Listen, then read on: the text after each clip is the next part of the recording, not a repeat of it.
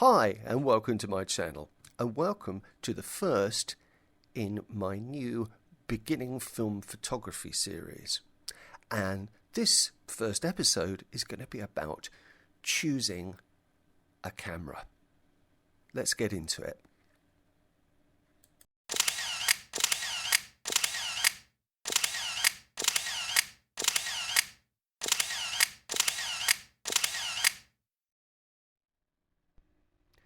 When I was in my teens, I saved up £60 and bought a Praktica L SLR. It was the replacement for my trusty old Zenith E that cost my father £30 as a birthday present a year or so before. The Russian Zenith was a great camera, don't get me wrong. It had a great lens, the 58mm Helos, but in all other respects it was clumsy and rather clunky.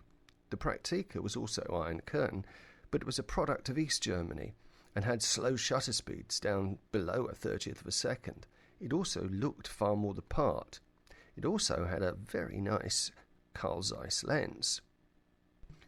All this remembrance of the past has a point, which, believe me, I will get to.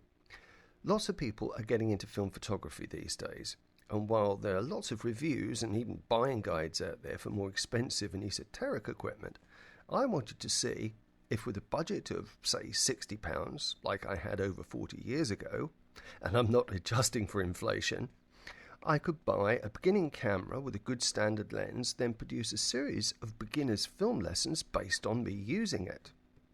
I decided I would try to find a camera that would grow with a beginner and have as few limitations as far as lens, film and accessory choice as possible.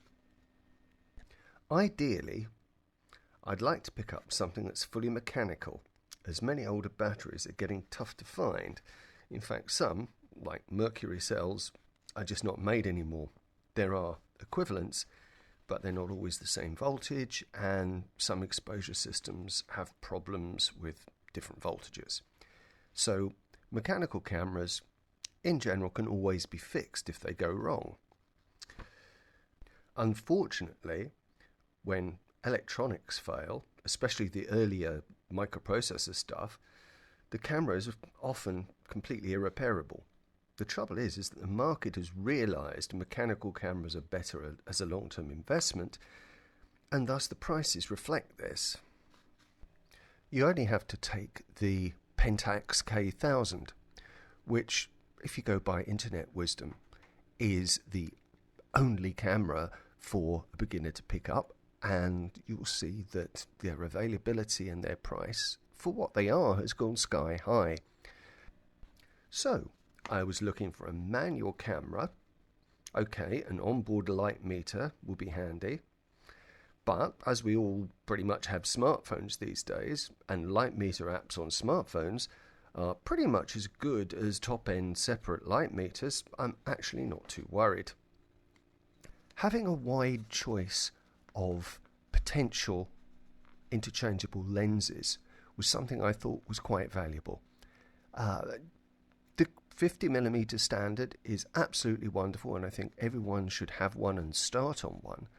But to keep things interesting and to keep interest alive as you go forward in your picture taking, I think being able to try out wide angles especially is something that's really useful.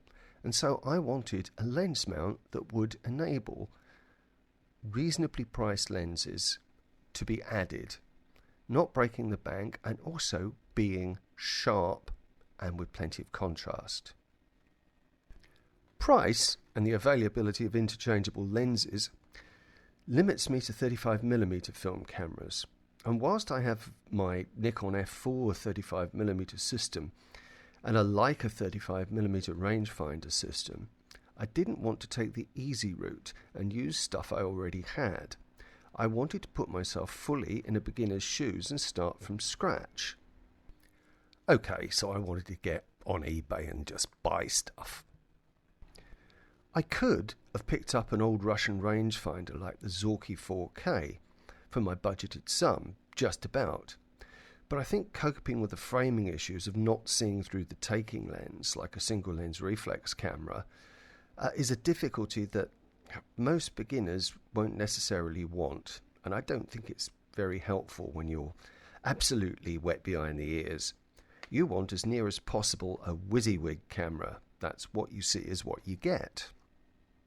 So I needed a camera that wouldn't break easily, wouldn't be irreplaceable if it did break, and wasn't necessarily a target for thieves or made you feel like you weren't able to just chuck it in a bag and take it with you wherever you went. I didn't want a motor wind. Film is expensive enough not to waste by imitating digital shooters and firing off machine gun style. Sorry, digital shooters.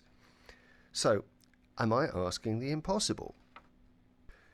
Well, I always like to put my money where my mouth is, so I sat down with a beer and eBay up on my computer, and also with an open mind, and looked at various Chinon and Cusina SLRs, as well as ones from Ricoh and Miranda. The newer ones were battery dependent, and most were quite plasticky in their build.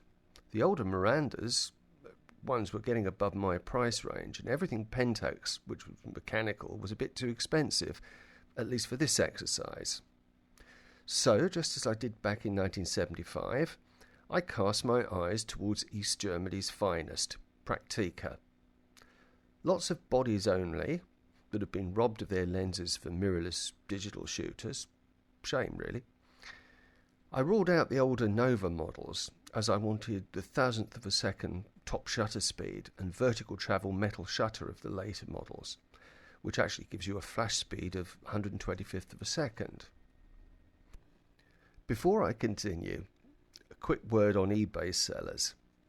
eBay's a bit of a snake pit. People really don't always describe things within a country mile of truthfulness. Beware of stuff that says I'm selling it for a friend, or I don't know anything about cameras, or it belonged to my dear old granddad. You also don't need someone to tell you that something is rare and sought after, because it'll be pretty obvious if it is.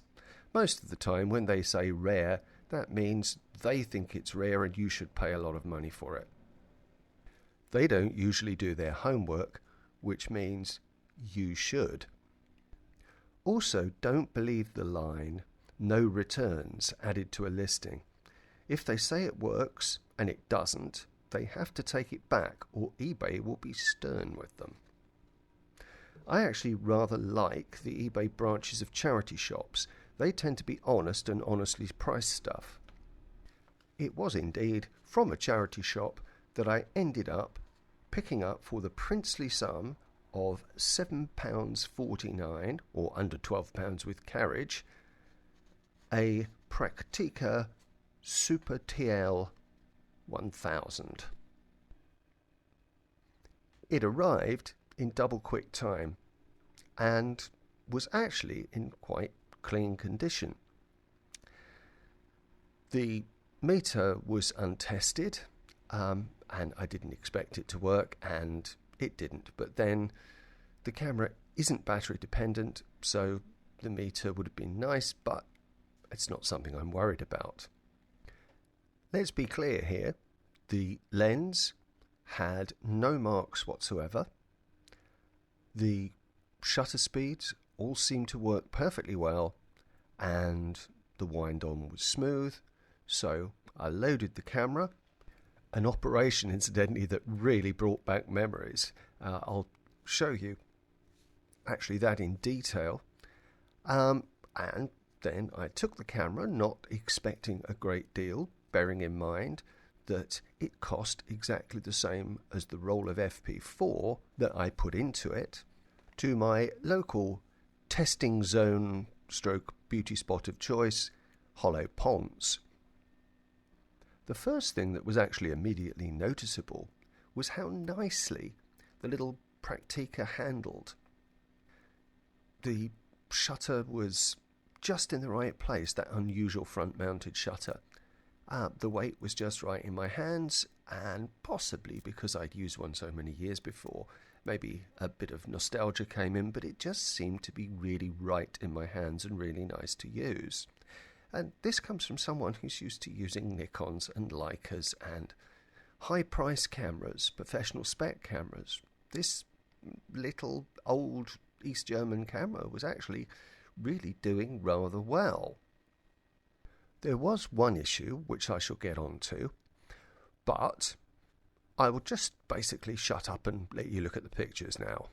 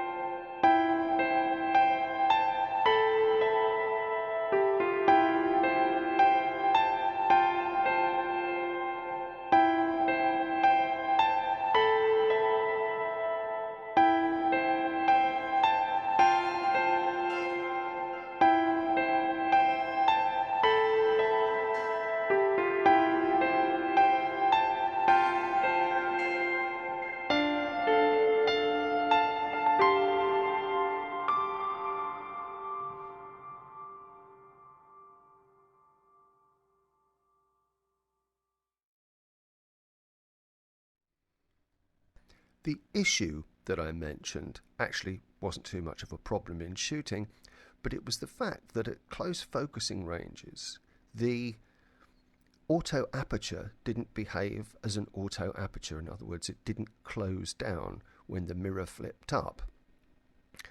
This, not to be too technical about it, is probably due to sticky aperture blades, and it's something that probably does require the lens being stripped down, although you can work around it by turning the lens onto manual aperture. This is the consequence of buying an £8 camera, basically, or a sub £8 camera, but it's something that's pretty easily fixed, and whilst it can be worked around, it'll actually give me a chance to do a separate video on cleaning older lenses, something that's far cheaper if you can do it yourself. There really is no reason why you shouldn't be able to find a Praktica similar to the one that I've got, or LTL or an LLC, or any of those thousands upon thousands that were made back in the day for a reasonable price. And I have to say they are probably the best value in beginners cameras available now. Of course, feel free to differ and make your own suggestions in the comments. I always love to hear your suggestions. But for me, the Praktica just has it for cheapness and the ability to knock in nails if you get fed up with using it as a camera. The next episode is going to be all about exposure. I'm going to try and demystify f-stops, ISO or ISO as we used to call it, and shutter speed. So, if you've enjoyed this video, think about giving it a like, and if you want to catch all of my content, think about subscribing. So for the time being, take care of yourselves and keep taking pictures.